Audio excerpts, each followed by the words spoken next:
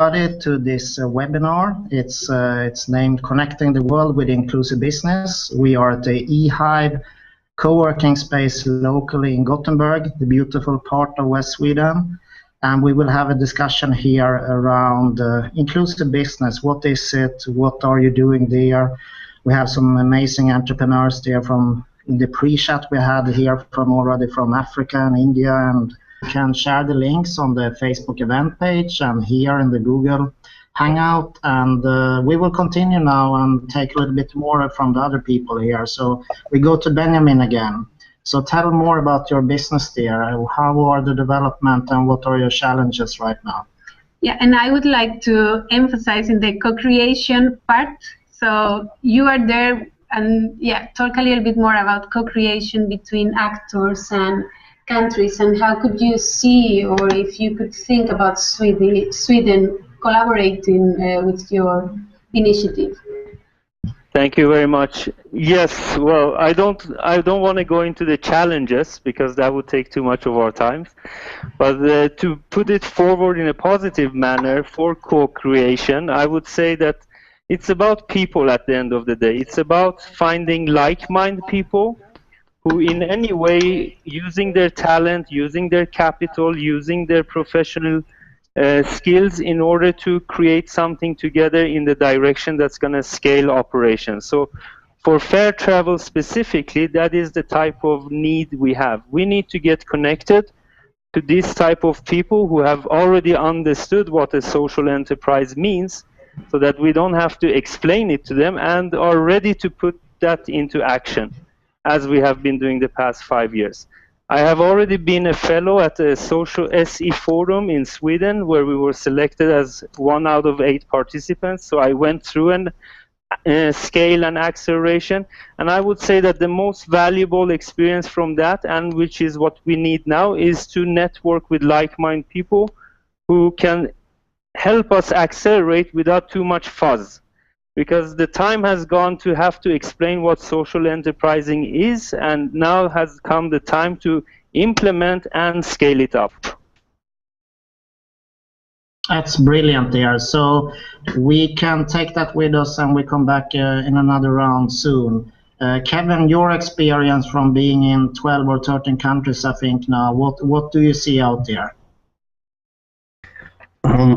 What I've seen from our end, and I'd like to tailor this to the idea of inclusivity in business.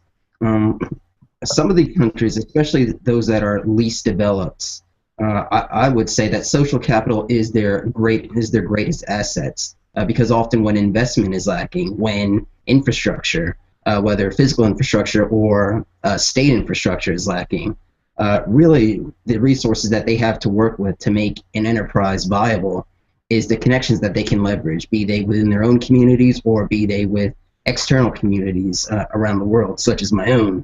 And what I personally try to do from my position is to make leveraging connections a part of their business models, especially during the early stages. And as I alluded to before we were online, we developed sort of an academic incubator program with the idea being not only leveraging connection, but at the same time leveraging benefit, creating a social surplus. So as far as the business is concerned, they're getting expert advice from a variety of experts. Also, of course, academic institutions.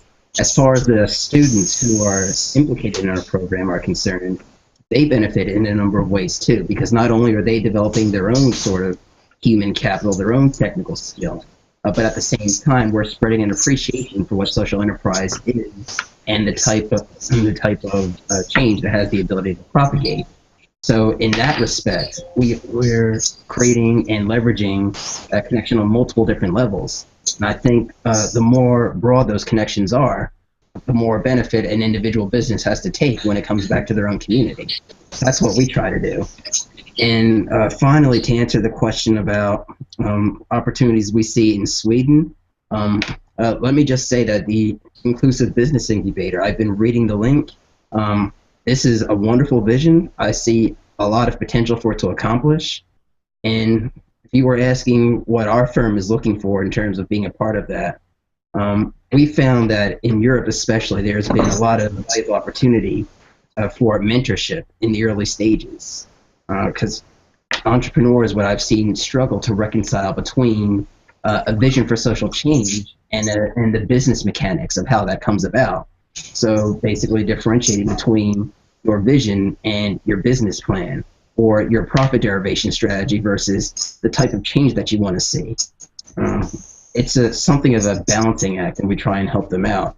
So if there are mentorship opportunities in that area, it's certainly something we're willing to explore. Yeah, comments. I think it's been very interesting to hear the discussion and the different perspectives on how we work. We kind of work in slightly different areas and slightly different ways, but one of the things that we wanted to try to get to today, and one of the things we want to do to try to connect is how do we bring things together? How do we connect our different activities in a way that we can actually get some synergies from, develop some partnerships and so forth, and where does it make sense? And so that was one of the things we were hoping of discussing today, and I sort of hope we can come to that. Guys, after 5 years, now we are benefiting something like 66 porters, and there's 25,000 porters who yearly climb Kilimanjaro. For us to scale our operations, we will need capacity in form of vehicles and equipment, because this is how tourism works here in Tanzania. So what our need is impact investors, people who have realized what are the needs in our global communities and are willing to put their money into it in order to scale social enterprises like ours. So in our terms, it's about finance in order to increase our impact. We already have an impact locally, but it's small and it can increase. Yeah, great. Kevin, what, from your perspective, have been down in, I know, Africa a few years there. How do you see the impact investing space are taking on and helping the entrepreneurs, supporting? Yeah, this is actually a question that we're forming a research group to answer more precisely. But from what I've seen right now, there is a substantial need for impact in investing. The biggest impediment for businesses in that area of the world especially is the lack of capital. And there are a lot of reasons for that. Lack of banking institutions, geopolitical situations, but whatever the case may be, there needs to be an understanding of the financial need and an understanding on the financiers' part that your investment is going to make some type of return. So that's essentially what we try to do with each of the organizations that we mentor, develop a return on investment measure. So for every dollar that you would invest, here's the social impact that you can expect and the type of social indicators that you see. And what we're hoping is that quantifying, or at least trying to quantify, the value of what you do can encourage more people to invest in these parts of the world. That's great. I leave yeah. Yes. Thank you, Kevin, for input. And this is what I meant earlier when I said that the time has now come to go straight to the people who are willing to just collaborate and co-create. For this to happen, I would invite you, come here, get a $2,000 flight ticket, climb Kilimanjaro with me for another $1,000. So for $3,000 and 1 week of great experiences, you will have full understanding of what we are doing. And that's instead of me having to create documents and PowerPoint presentations and fly over the world to try to explain to people what I'm doing here, is much more cost and time efficient for me. So my point with I'm now looking for the people is that I'm done with the paperwork. I'm done with the admin. Mm-hmm. I'm done with making things look good on the paper. I'm just looking for 1, 2 very like-minded individuals who see the potential of fair travel both locally and its scale potential for global concept in traveling that could also be implemented in other destinations. That's great. So how long have you been working on this, Benjamin? If you go back in time and I can hear a little bit that you find it's enough with paperwork and go to action. What has been? Yeah, so we've been working 5 years. I came to climb Kilimanjaro myself. I used to be a management coach and go through the whole process. You entrepreneurs. So I quit that life in order to come here and benefit the Kilimanjaro porters in 2010. And since then, I've been here and been in the entrepreneurial track where you have to focus a lot of effort and energy on the ground operation, and you lose that strategic sense because there's absolutely no time over for anything else. So since 2010, we have been growing from zero to 2013. We had an annual turnover of $400,000, and our business is actually profitable if we are counting both social, environmental, and financial profits. So we already have achieved a lot from scratch. But $400,000 turnover in this country with this type of tourism is still a very small company, and we still have to struggle and are in a very risky position as not being secured operation-wise. So we would need to add more capacity in order to become both bigger, in order to scale and serve our clients, but also in order to be able to expand on what we are doing, both locally and internationally. That's great. Maybe we can hear from Lane. What perspective do you see from here?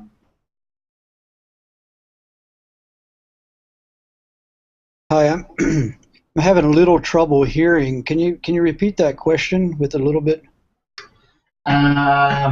What do you find so far from your perspective here in the peer economics? You spoke about production before.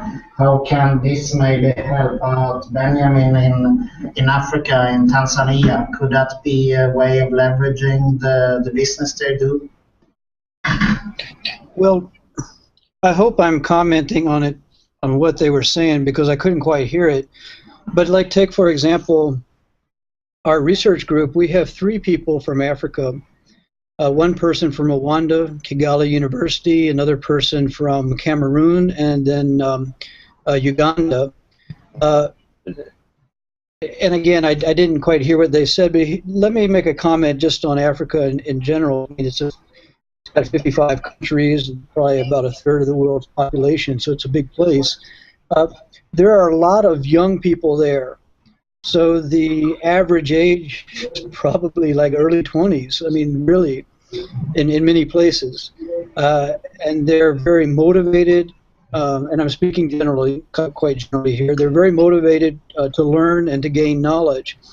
I think that the best leverage that they have as far as the people go is that this kind of a cognitive surplus of knowledge, I'm using Clay Shirky's term, it's called cognitive surplus, and sharing like through this kind of dialogue like we're doing, and using that knowledge perhaps to go into the knowledge economy where your skills are based on the ability for, like, say, multidisciplinary discussion and so forth.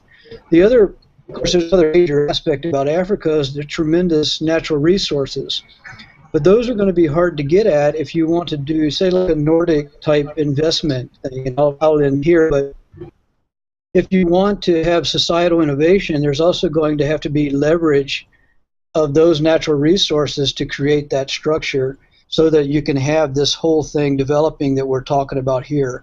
I hope that was on target or whatever there. Yes, and Anna wants to add something, and I think we have more people from the room here that will join us as well very soon. But Okay.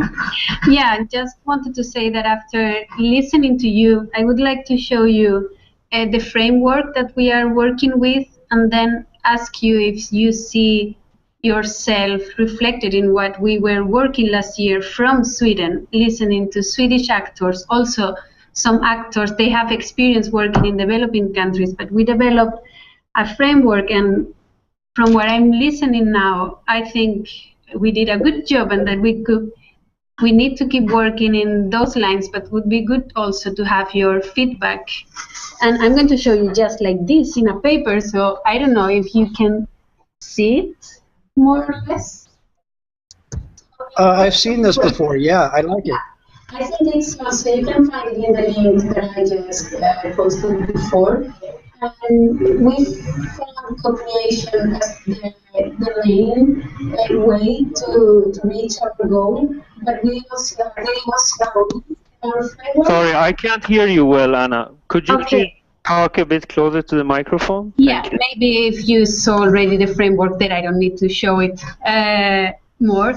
But the 4 components are knowledge development and knowledge exchange. So it's not only to develop new concepts and new research materials, but also how to exchange and get feedback from different actors.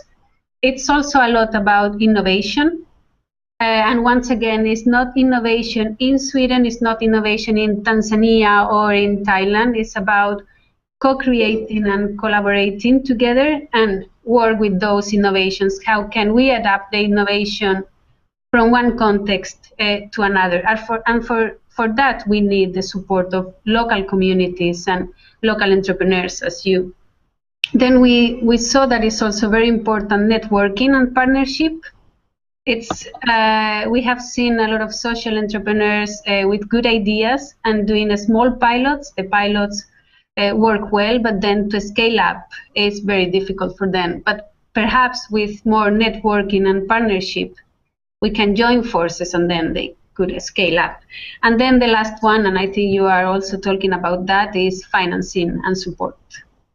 So that's what we were listening a lot last year, and I think is what you are also talking about. So if you have some comments about that, and how can we put those 4 ideas together from Sweden and from your perspective. So as you can see, we don't want to lose the co-creation aspect in here.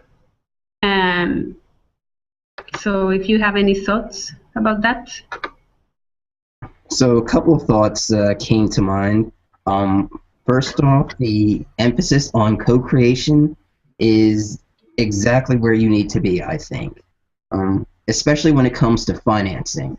That's often, in my experience, the most difficult part for a lot of obvious reasons.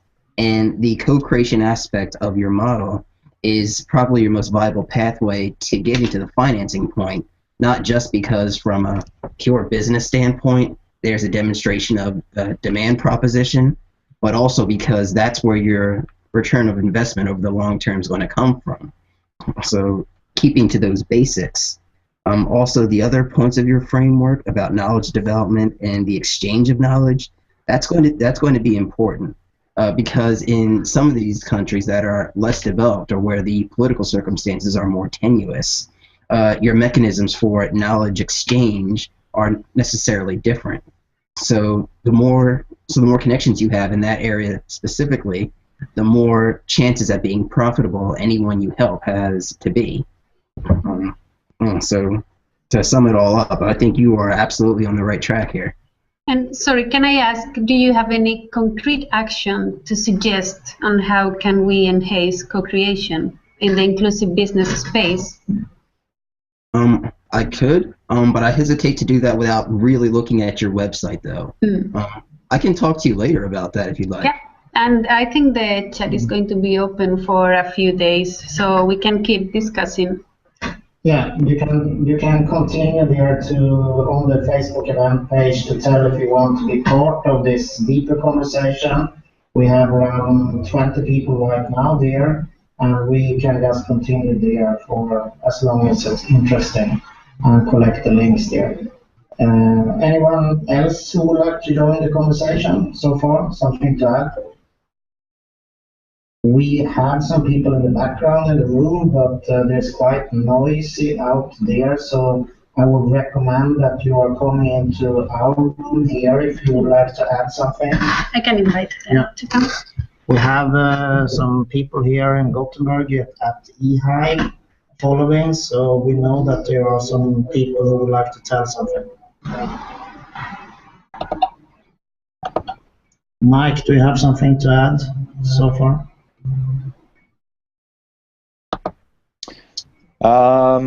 Anything to add? What I would like is that a lot of what we wanted to try to do, and the focus of ours is on co-creation. What tends to happen is that when you organize a forum, either, when we had a forum a couple of weeks ago in Sweden, the Inclusive Business Forum. It went very well, had about 180 people, a lot of discussion and so forth. We tried as much as possible to engage with representatives from developing countries in the discussion. We've got some of the chambers of commerce there. We've got some of the social entrepreneurs from different countries presenting and engaging in the discussion.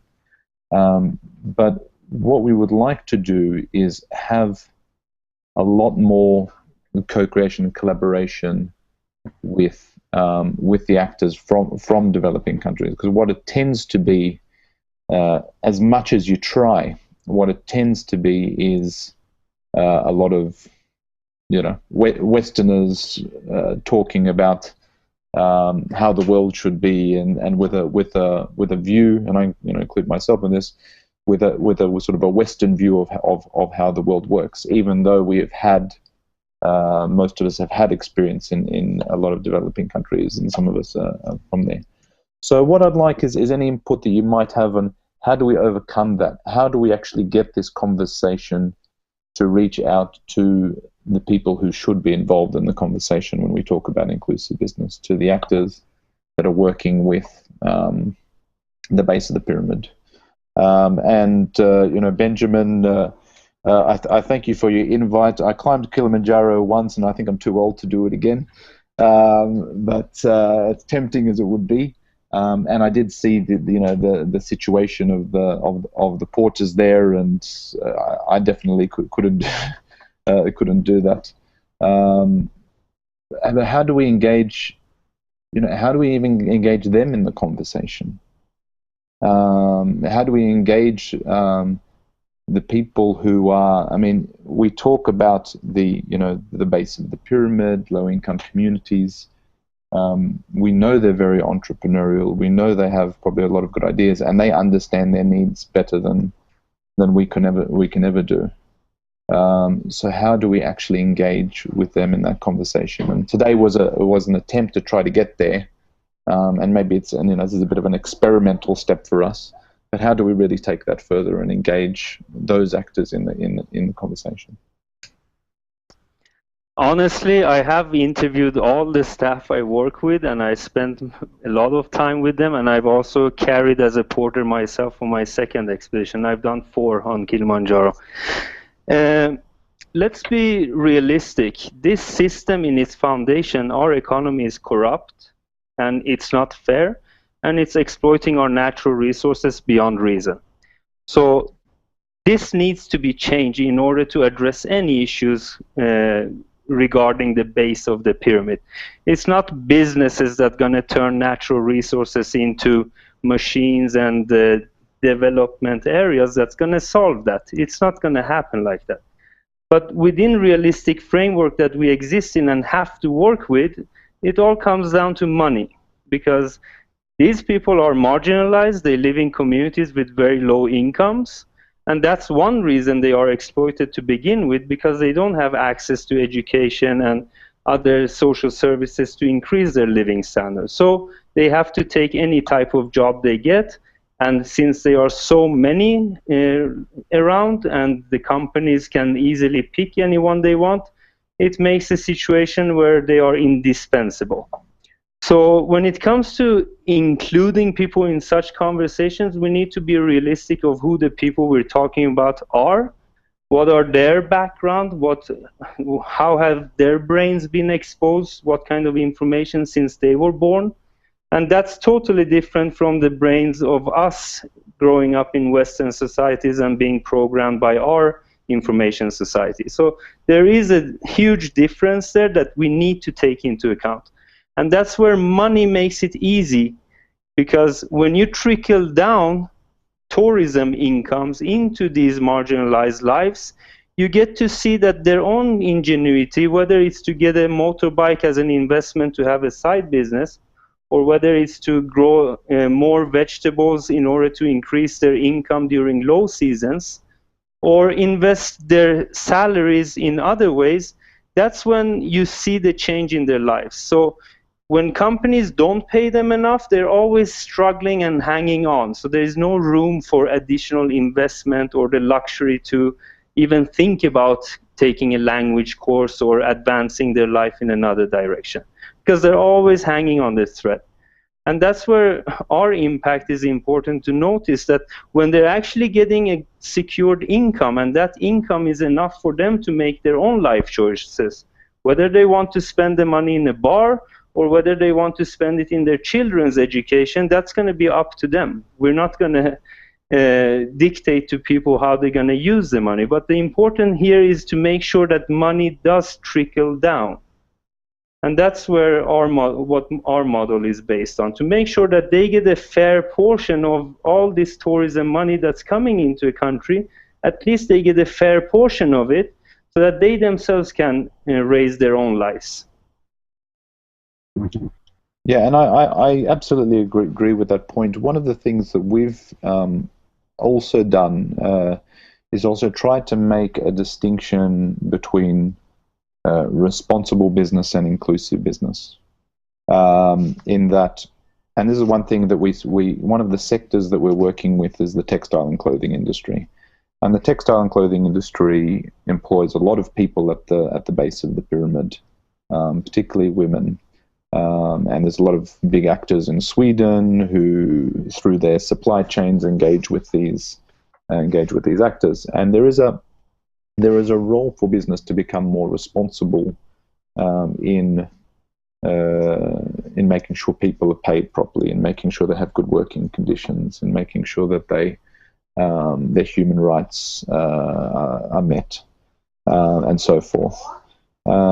We, particularly with that sector, we needed to make the distinction between that and inclusive business, which is, in addition to the responsible business role of paying them well and so forth, how do we actually empower these people, and how do we engage with them in developing business models that that businesses can benefit from, and then they can benefit from, rather than just engaging them as employees and then maybe paying them a little bit more. So I think there's a role. There is definitely a role that people need to be paid fairly and need to have good working conditions. There's also a role for how do we empower, how do we develop business models that can engage more of these people as consumers, as producers, and as entrepreneurs. Hello, Andreas. Hi. So I'm Devansh. I'm also sitting in Gothenburg, and you could say I'm from a developing country, India.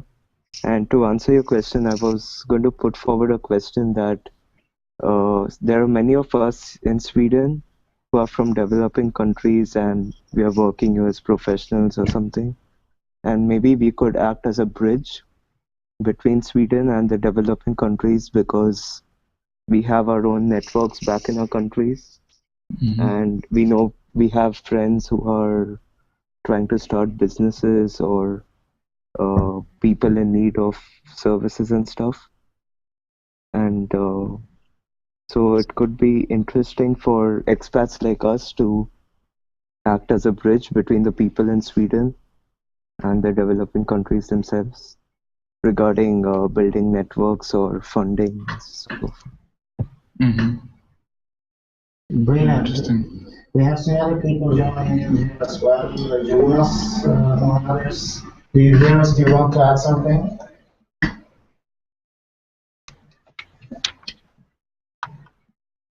Jonas Almeling, can you hear us? Otherwise, we'll leave the word free here to respond. Any comments?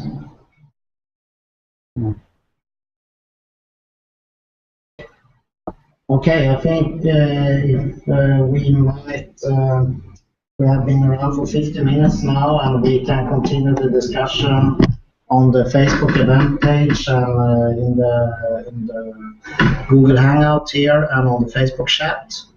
And then we hope we can meet up again very soon here and continue the discussion.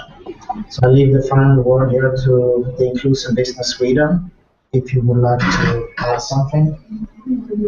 Mike, maybe Anna gives the word to you. You're going to give it to me, Anna? Okay. Yeah. Great. Well, thanks everyone for your input. It's great to hear so many different perspectives. One comment, Devansh, is on your point, is that something that we're also included in our approach to Inclusive Business Sweden, and something that we're going to be working on later in the year is actually engaging with the immigrant community, starting here in Gothenburg, Sweden, but also as part of the broader approach of this program. We would like to really do, as you say, leverage the community here to build the bridge with their home countries. With a lot of, there are a lot of professionals working in Sweden, and we've already engaged with some of them. What we also want to do is kind of, and through one of the projects that we're piloting later in the year, also address some of the, some of the communities where there's high levels of unemployment, where there's people from immigrant communities, and to help them develop inclusive business models with their home countries as a way of addressing unemployment here, but also meeting needs in their home countries. So that's something we're doing. I think that's a very, very good point. Yeah, once again, thank you for all your perspectives. As I said, for us, this was a little bit experimental today. Bert Ola is the expert in this space, but for us is a fairly new thing. You probably saw that when I forgot to turn off my mute at the start of the call. I think this I kind of would like to try to build on this, and where possible, I invite everyone to come up with some very sort of concrete suggestions. There are a lot of forums out there which are where there's a lot of talk, but it doesn't sort of go anywhere. I think that what we'd like is for everyone to put some thought into, how can we concretely co-create rather than just be lip service. And if I would rather that you come up with one suggestion of, well, we could maybe do this or work this way, rather than 20 things which are lip service. So that's something that we can sort of leave with you. I mentioned before that we really want to engage with the right actors in developing communities. We're particularly we're still identifying which countries that we're going to be working with. Some of the ones that there seems to be a lot of interest in India, Bangladesh, Kenya, Tanzania. There are quite a few others, but they're sort of the top four, if you like. So if there are ways then, or actors or partners that you think we can engage with in a good way, we'd be very happy to hear from you. And we're very interested to see where this goes with this group chat, and what value it can bring to what we're working with, and what value it can bring to all of you as well. So I think that's it from me. And maybe Anna, do you want to add something? Yeah, I would like just to say thank you to Bert Ola here, helping us. You cannot see his computer, but he's making noises and jumping things all the time, and I'm happy he's here with me. So that in one hand. In the other hand, just to emphasize what Mike said, please come back to us with concrete actions and comments on our work and this program specifically. And this is just the first day of a, we hope, long conversation that will lead to concrete actions. Brilliant. And with that, we say thank you from Gothenburg, from eHive here, and hopefully it's a start of something great. And Sanna and Mike said to concrete action. I think the discussion starts with it's already part of the action. Yeah. So happy day, evening, and night, wherever you are. Bye. Bye-bye.